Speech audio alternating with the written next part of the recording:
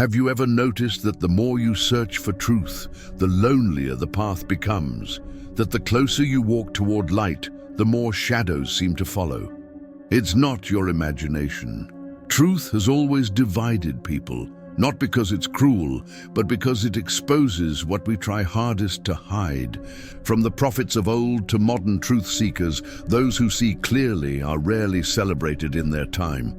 They are mocked, doubted, or silenced, not because they are wrong, but because they threaten the comfort of illusion. History shows the pattern. Jeremiah called mad, Socrates condemned, Christ himself crucified by those who claim to love God. The same story repeats.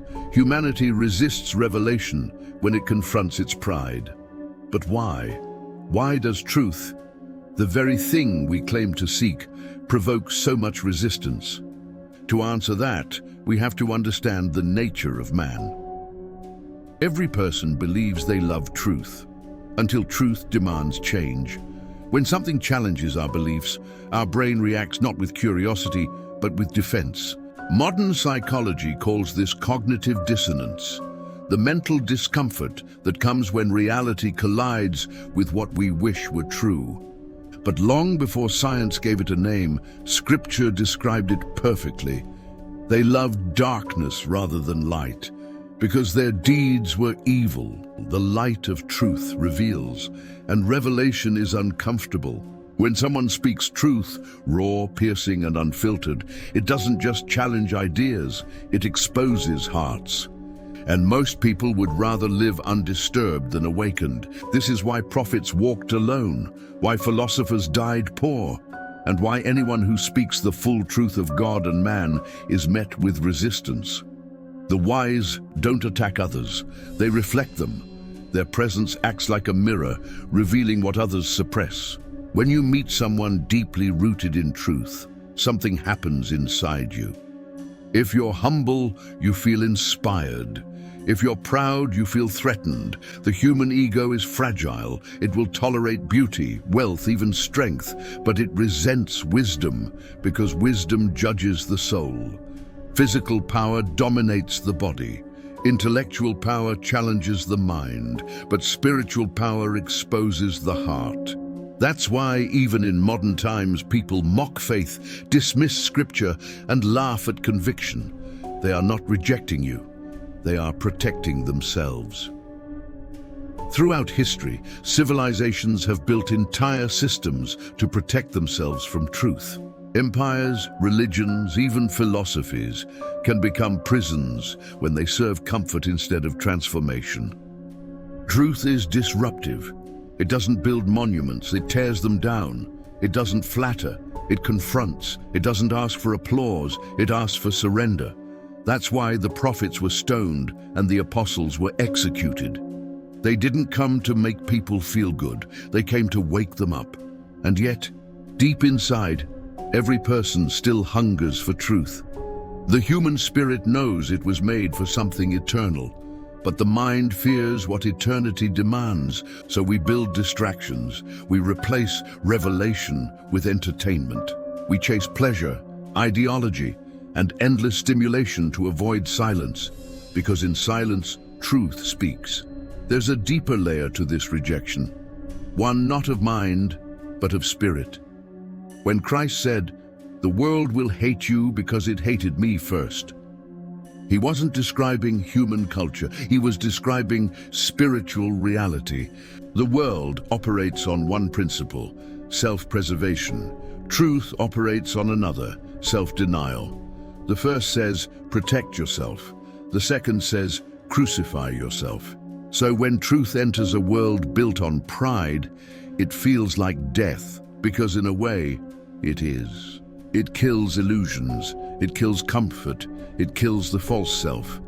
And the deeper a person's identity is built on lies, the more violently they defend them. That's why the cross isn't just a symbol of salvation, it's a symbol of how truth is treated by the world. Here's something fascinating. People rarely reject truth alone, they do it together. The crowd gives permission to ignore conviction. In groups, the conscience becomes quieter. What one person would question 10 people will cheer. From ancient mobs to modern comment sections, the pattern hasn't changed. Truth is rarely crucified by one. It is rejected by many who fear being the first to stand apart. And yet, this fear of isolation is exactly how the world keeps people in chains.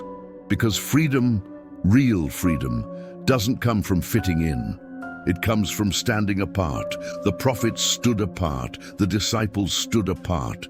Even Christ himself was despised and rejected of men. It's lonely but not hopeless. To see clearly is both blessing and burden. When God gives you eyes to see, you can no longer pretend not to. You begin to notice what others ignore. The vanity in ambition, the emptiness in pleasure, the patterns in history. You recognize the spiritual decay hidden behind modern brilliance. At first it feels like isolation, but in time it becomes purpose. Because those who see must speak, not to argue, but to awaken. It's a lonely task, but a sacred one. The world doesn't need more agreeable minds, it needs more courageous souls. Philosophers seek meaning, believers seek truth, but at their core, both are searching for the same thing, the mind of God. True philosophy begins where pride ends, and true faith begins where understanding fails.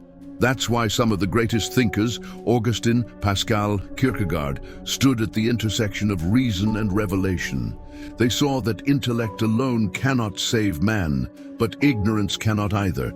Faith without thought becomes superstition. Reason without spirit becomes arrogance. Only when both unite does wisdom emerge. So when you think deeply about existence, don't separate philosophy from faith. Let them sharpen each other.